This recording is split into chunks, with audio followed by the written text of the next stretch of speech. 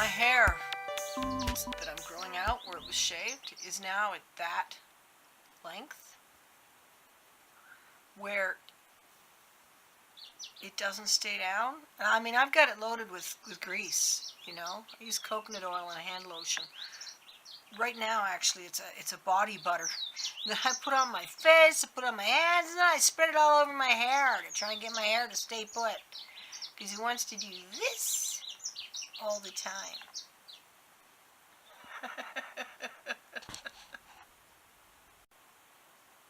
I figured something out this week. I kind of noticed it before, but now I got to figure it out. When I drink alcohol, and one shot is no big deal, but 2 shots or 3 shots will do it, I get the runs. And I get it within a couple hours. So this means that I cannot go out and drink alcohol, but I can use alcohol as an on-demand laxative for when I'm blocked. I have to be a little more careful if I'm out and about because, of course, it's not really something you want happening in the middle of social activities. So I'll have to be a teetotaler, designated driver or something.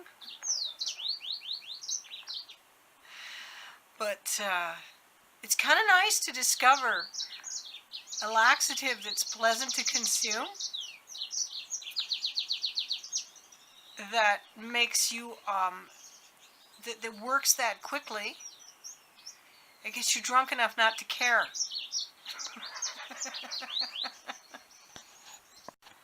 Well, I fixed the problem with the view on this window. I can now look out over and around the cedar to see the street. It's not great, but it's enough.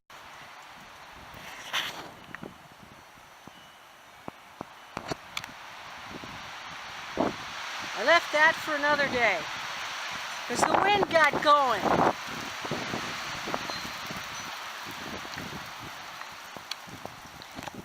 That's the trailer I have to renovate.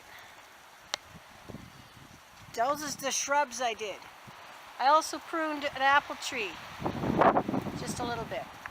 And it's good to prune before they start to sprout. These spruce needles killed every strand of grass that once lived in this yard. 10 years I kept trying to rake them up. 10 years they kept winning. 2 years I quit trying and they won. And you know what? It's a ground cover. No lawn is what you pay to have trees this magnificent.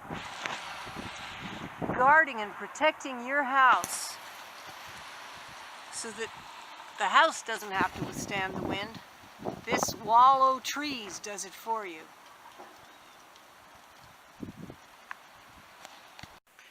Time for pickled eggs. 18-pack eggs. Double-sized jar. Some jalapenos and garlic in it. More jalapenos and garlic to layer. And over there on the stove. And over there on the stove, boiling the vinegar. And I stuck some pickle spice and salt in it. By pickle spice, I really meant pickle dust. And by pickle dust, I mean this stuff.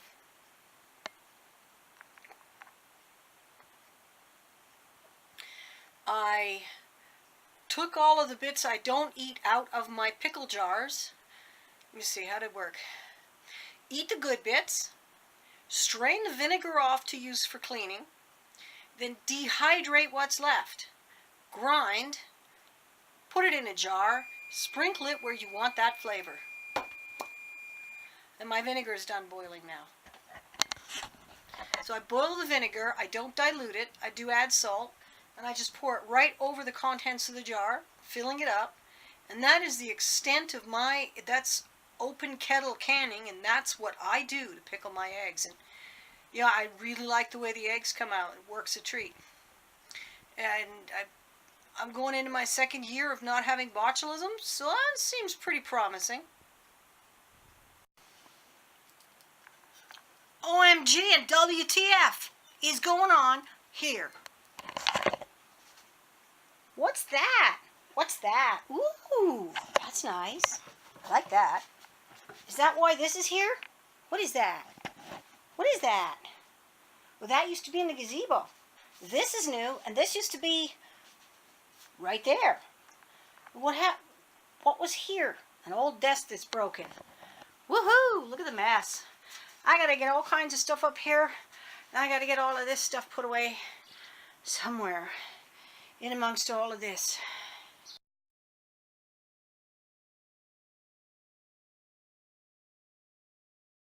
Yesterday was sunny and warm, 14 degrees, actually it got up to 18. And the weatherman promised us an entire week of this weather. So I ripped open the trailer, thinking, good, I can get this job done and out of my head. It's 0 out here at noon. It's 0 out here at noon. So I've got a bigger tarp. I've taken the lid. I'm going to take it in the bus and work on the lid because it needs new edging. I really can't work out here in this temperature. Anyway, I've got a fire on in the stove. So the bus is warming up. But OMG. Find this stuff in the garage. The old smart car front license plate. I could put it on the bus. The eyelashes I decided not to put on my smart car because they were the last batch scratched the paint. So these ones are going to go on the Buddha eyes on the bus. And I was thinking I could use this as a handle to pick up the lid that I'm on my teardrop. This is not a paid endorsement. I can't get over how good these chips are. No, La Cochina is not giving me any bonuses, but they are Canadian. Western Canadian. It's a Manitoba company. These things.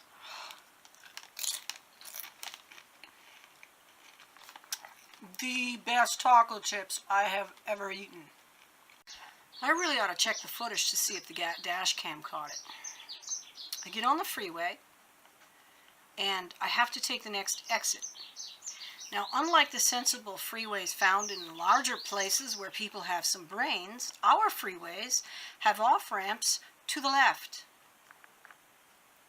They stop the entire freeway with a stoplight suddenly in the middle of the way. It's not a freeway if you've got stoplights. They stop it and make you make a left turn to exit at this one particular spot. There's no overpass. Everybody just got to stop. So I had to make a very quick lane change from the merge lane across the driving lane into the passing lane. And then from the passing lane is how I would access the left turn lane a quarter mile up the way. It was very thick traffic. People, as usual, were tailgating. You'd have trouble fitting a bicycle between without the wheels touching the bumpers of front and back cars. And so, you know, I looked down, I saw a long line of cars disappearing over the horizon. There was not going to be an open space within where I was and where I had to be to let me in genteel-like. So instead, I have to do the assertive method, where you put your signal light on, always put your signal light on. That tells people you need the lane. And according to the law in this province and this country, that means they have to yield to you. Slow down. Get over whatever they have to do to let you into the lane. So you know what this driver did? She hit the gas. She sped up. She pushed between my car, because I was going very, very carefully, because I know what people are like in this city. I didn't just go like this. I was doing this. My signal was running. That's the difference between me and the drunk who doesn't know what lane he's in, okay? Because that's how I was doing it. Real slow and gentle-like. She was behind me, I was behind the other guy. It should have worked, but she sped up and squeezed in between me and the guardrail in the middle of the freeway to close up the gap between her and the guy in front to a degree that I swear there wasn't a meter between them. Like, bloody outrageous. And she continued to drive that way. I honked and honked. I got in behind her. It was just... And then you're in the car, and something has both frightened and infuriated you. Me. I'm in the car. I've been both frightened and infuriated. And I'm strapped into a seat. I can't do anything. And when you've got too much emotion, you need to get physical. You need to burn it off. Jump up and down in place like Rumpelstiltskin. Pedal your bicycle a little harder if you're riding your bike. Jog faster. Wave your arms around. Let off some steam. I couldn't do it. I just sat there thinking, this is what it is about road rage. By the time the anger and there was 2 people today that did that. She was the worst. But I've had it happen so many times where people are like, you're going to change into my lane? No way. You can't cut in front of me. I'm going to speed up. You're not allowed to cut in line. Get to the end of the line. Seriously, that's how people drive around here. And it doesn't take many times before that builds up and you haven't been able to vent it. So when a driver finally does pull over and get out of their car, they have lost the governing part of their mind completely.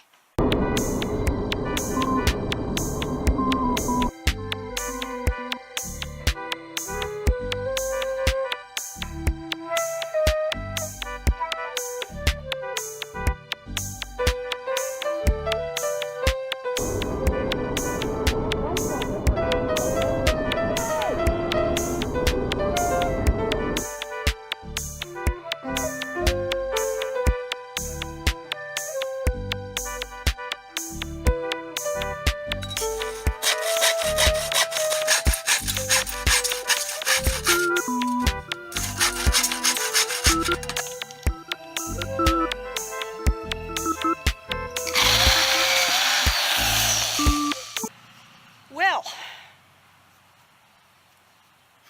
I almost forgot to film my job again today. I got the lid cut open yesterday. Today I glued the weather stripping on. First mistake I've made is I cut the corners of the weather stripping. So, in doing this, I've introduced a leak point that I'm going to have to resolve. But it looks to me like the stripping is going to stay in place anyway. I'm going to put these on, like so, to create a roof rack. And on one side I want to put a solar panel, on the other side I want to put my painting ladder. And then the solar panel will go to my battery booster chargeable device to give me some electricity in here, 12 volt. That's where the hinge is going to go. I'm going to put it inside an inner tube, and I'll screw everything down and, hope it works. I've cut these back a little bit so that there's clearance, because this one went across all the way before I cut it. I've also cut back the rug because I'm going to be building in some kind of wall through here. And then I will put in a shelf somewhere in here as well. So the wall will have some cupboards, then the shelf will give me some place for working, and there will be a way to put the fridge. That's a 12 volt fridge. So there's going to be storage here, cooler, fridge, I don't even know yet. And at this point, like I say, I have to resolve this. It might be as simple as some silicone caulking for all I know. I will worry about it when the lid's put on, and I can take a better look at it and see what I've got going on, because this needs to be sealed and this needs to be sealed, and yeah, I shouldn't have cut it, but I would definitely prefer to have somebody who knows what they're doing do this, but I can't get anyone else to do it. If I want it done, I have to do it. So I'm gonna put this one on. That's what I'm gonna do next. I've cleaned the spaces. That's butyl tape. And when this is on, I can use it to tie this one in place, because this one goes at such an angle that it just wants to go. And so, and I'm having issues like that. So I'll get that one up and use bungee to the other one to get it to stay put while I put the screws in. And that's what I'm going to do.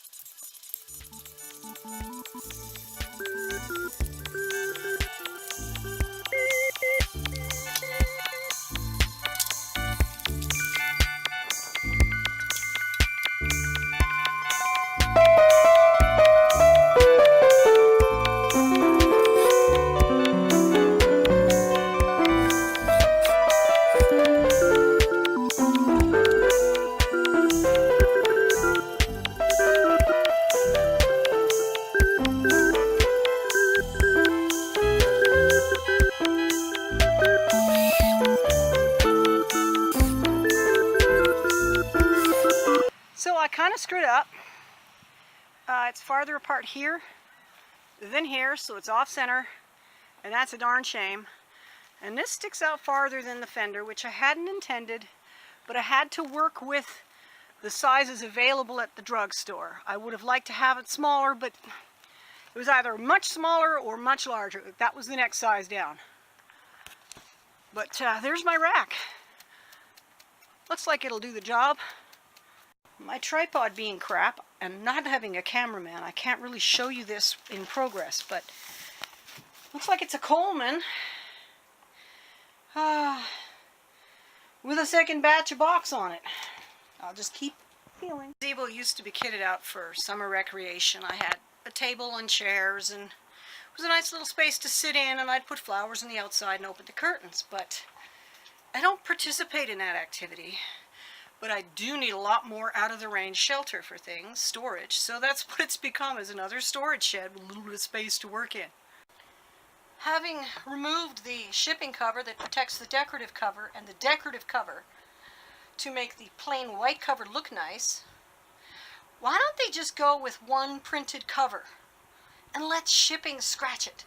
Oh, well, anyway, I've got 2 boxes of accessories and the panel. I'll continue to one box. Accessory box number 1 is not an accessory box. It is a spacer. Accessory box number 2 contained a very large spacer and a few wires. So I'll open these up. So far I haven't found instructions yet, but I'm sure they're in accessories. A tester with a little green LED and plain old wire. I have no idea what I'm doing. I think it'll work out. I'll figure it out when I get the panel. They also included Marettes, those twist-on thingies that you use in household wiring. This won't work in the RV. I'll have to come up with a more positive contact way of joining wires. But actually, I only need to put the wires in on the panel wherever its plug it is, lead them down in, and connect them directly to my booster that will take a 12-volt charge and charge its internal battery, and then has an inverter built in. And that is how I'm planning to do electricity in this thing. Just a little portable unit that I bought. Oh look, cardboard box number 4. Here is my panel.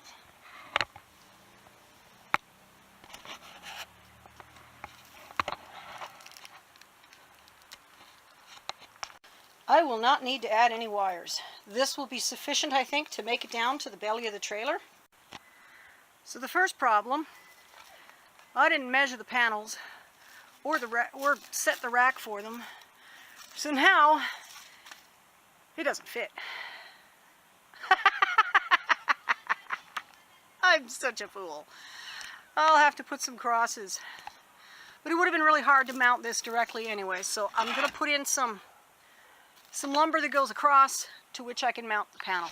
So after assessing that I need to add additional wood racks and figure that out, I decided I am way too tired to continue today. I'm going to put the tarp on it, and I'm going to go fiddle with the lid, because the lid still has to finish being glued and have its trim put on, and then it has to have a hinge put on. I've got to bring all that out here and put the hinged lid on. Then I still have to figure out how to latch it. It might be something as simple as... See, I have no idea how to latch it. It's something that compresses it slightly against the rubber. Anyway, tarp time. So here's what's going with the lid right now.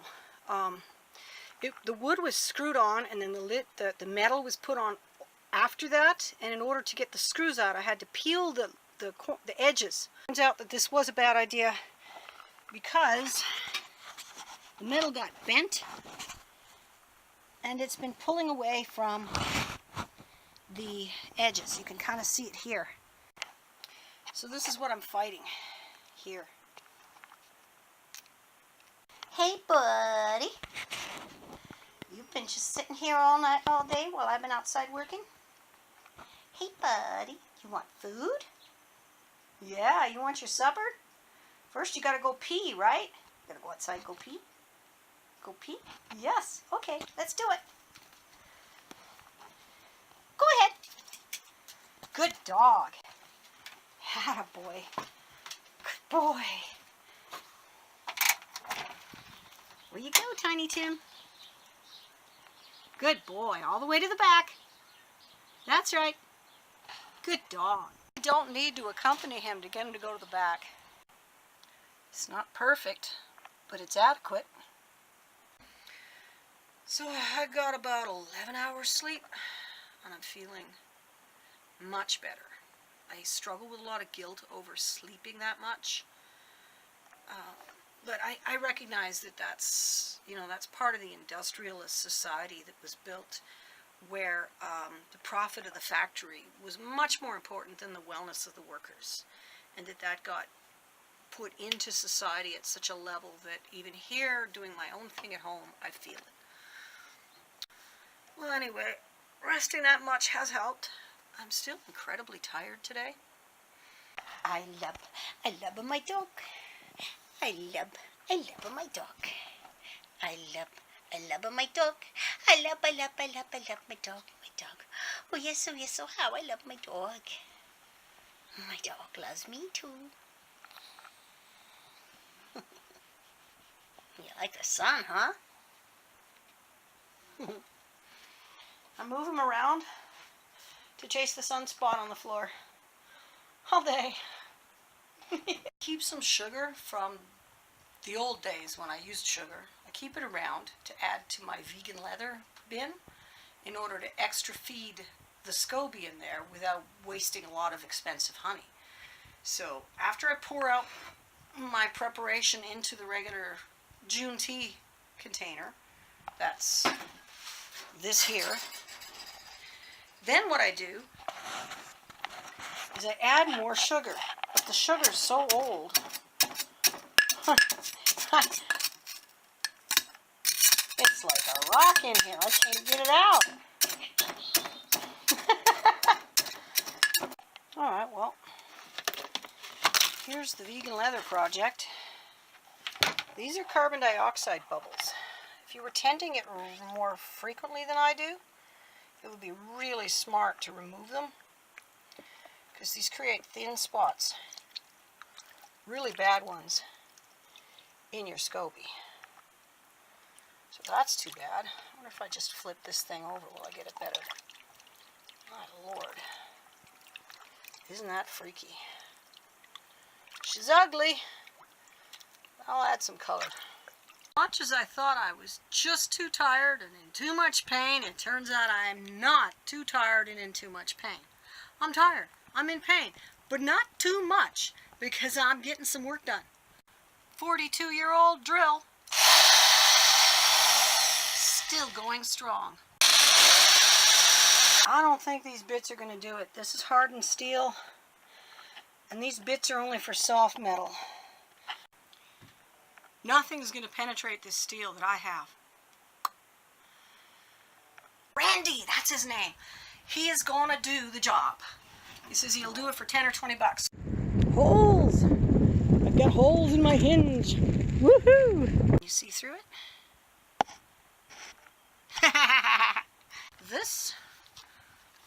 This is a large bicycle inner tube. I'm going to put it on over top of the hinge, trim it, and then screw through. Well, there you go. Weather strip and hinge applied and ready. It really looks like a door. I'm pleased about that. What does it sound like when I talk like this? This is my Pee Wee Herman voice.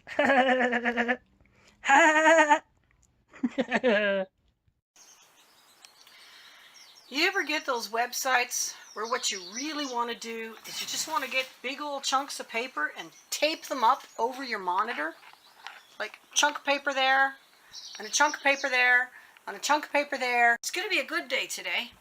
The lid's finished, and I'm going to attach it and find out how badly did I screw up. You are attached to a tree branch.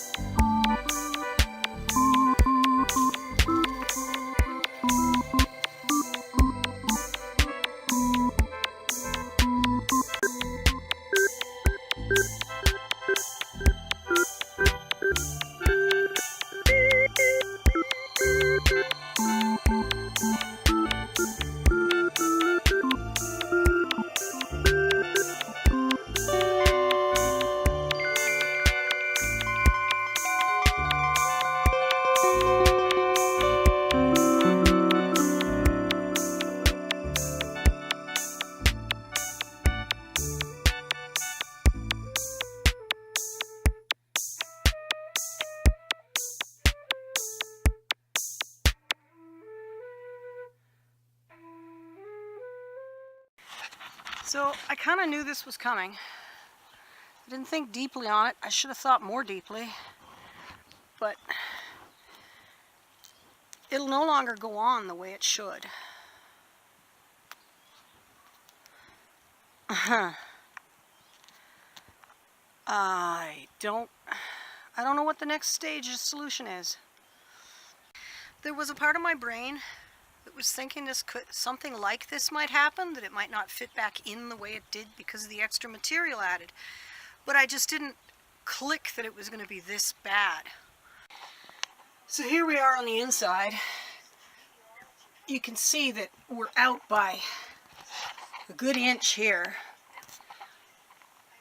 That it just won't come all the way down because of all of this material that's now in here. It used to be flush. And that's creating a problem down here as well. Plus this rubber is behaving strangely. Yeah, so I've got some thinking to do. Oh yeah, and up here, ooh, big gap.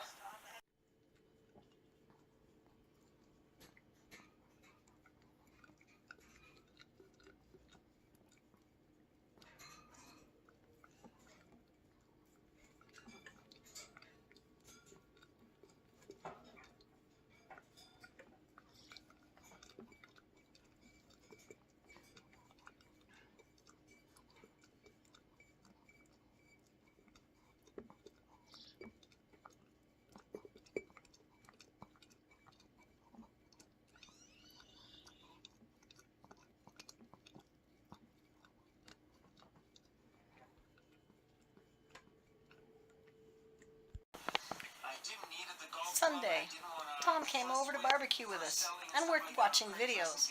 And I got the lid finished on the trailer. I'll show you later. All right, let me show you what I've done. I want to keep it simple. You know, I don't want too much crazy.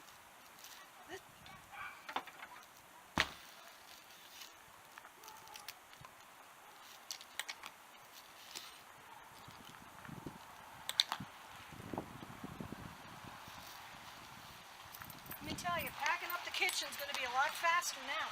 So what we got here is I've assembled these wooden crates. I've put window screen. So there's plenty of air gap. You'll see it from the inside. Is I had to replace the gasket on the vent. The first thing, I ran water over it for a preliminary wash and a water test, and that's where it leaked.